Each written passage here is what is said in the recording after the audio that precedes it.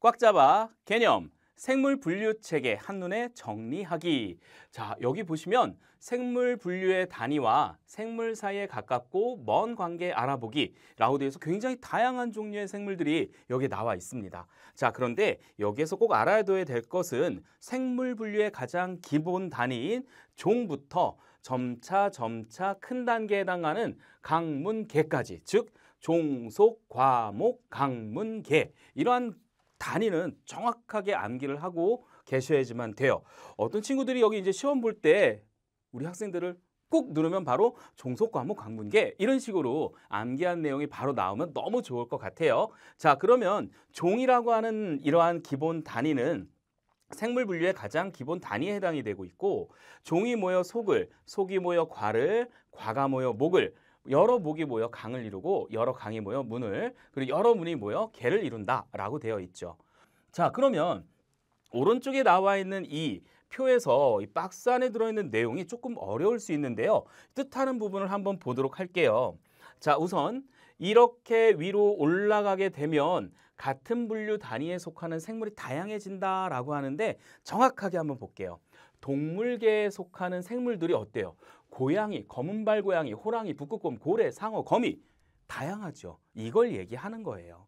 즉 같은 분류 단계, 이러한 개라는 단계 쪽으로 올라갈수록 여기에 속하는 생물들은 굉장히 다양한 종류의 생물들이 존재한다라고 생각해 주시면 돼요.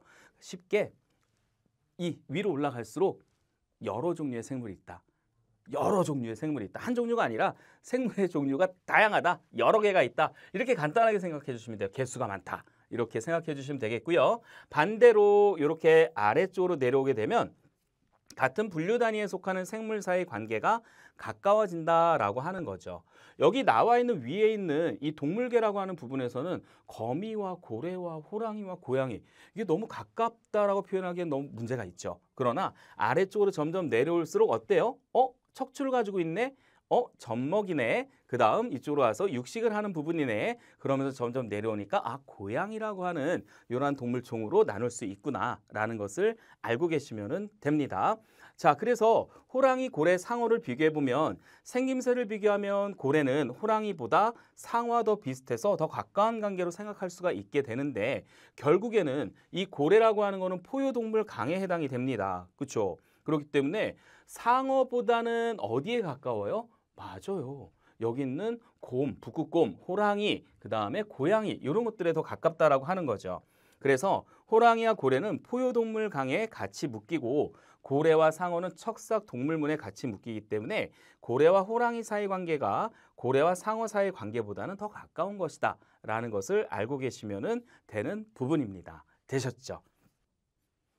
자, 이번에는 두 번째 5개 분류 기준과 특징을 정리해 보도록 할게요. 우리가 생물을 5개의 개로 이렇게 나누고 있습니다. 그런데 여기에서 중요한 부분은 우리가 많이 알고 있는 부분과 그 다음에 조금은 분류하는데 이거 잘 모르겠어요 라고 하는 부분이 있어요. 그 대표적인 게 원생생물계예요. 그래서 선생님은 이렇게 추천을 해드립니다. 원핵생물계, 식물계, 균계, 동물계를 정확하게 암기를 해주시고, 나머지 어떠한 생물들은 여기에 해당되지 않아, 그럼 원생생물계인가 보다 라고 생각해 주시는 게 가장 편할 수가 있습니다. 자, 우선 원핵생물계라고 하는 것의 특징은 핵막이 없어요. 유일하게 원핵생물계로 분류하는 것들은 핵막을 가지고 있지는 않습니다. 그리고 대신 세포벽을 가지고 있고요. 그 다음 세포는 단세포로 구성되어 있는 것들이 바로 원핵생물계에 해당이 돼요. 균사는 없어요.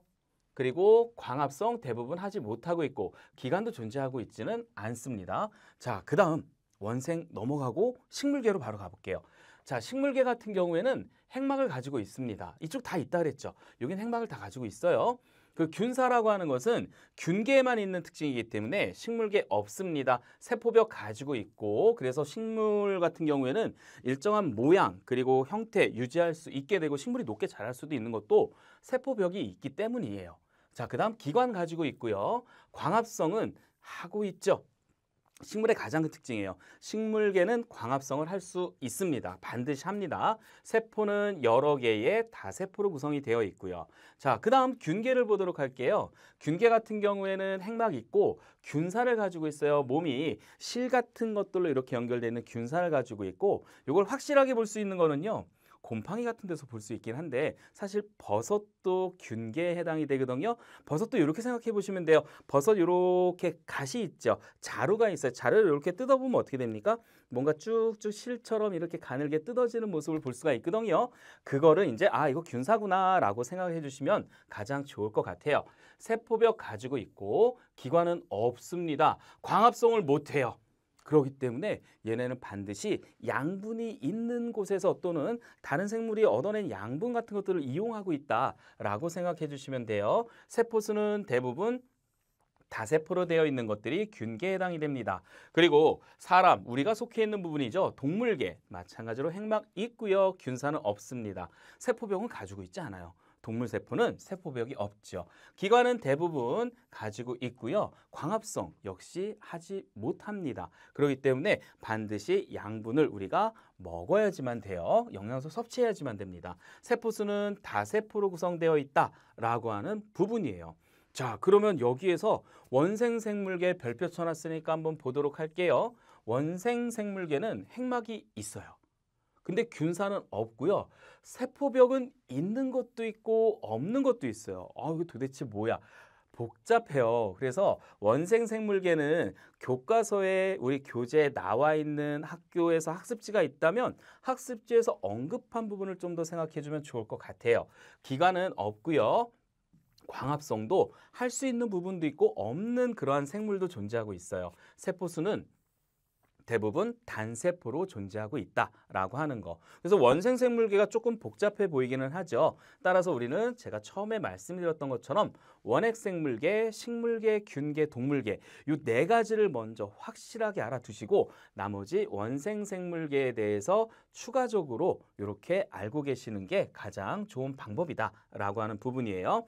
한번 정리해 보도록 할게요. 원핵생물계, 식물계, 균계에 속하는 생물은 세포벽을 모두 가지고 있습니다. 문제 나올 수 있겠죠. 다음 어떠한 생물을 분류하는 5개의 계 중에서 공통점은 무엇인가 이런 걸로 나올 수 있다라는 거죠. 자, 그다음 동물계에 속하는 생물은 세포벽을 가지고 있지 않고요.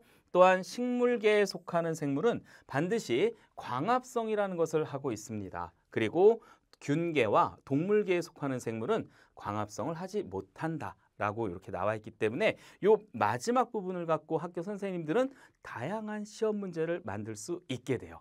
그럼 어떻게 해야 되는 거죠? 맞죠? 여러분들은 이거를 꼭 정확하게 암기를 하고 있으셔야지만 되는 부분입니다. 이쪽은요, 이해하는 내용이 아니에요.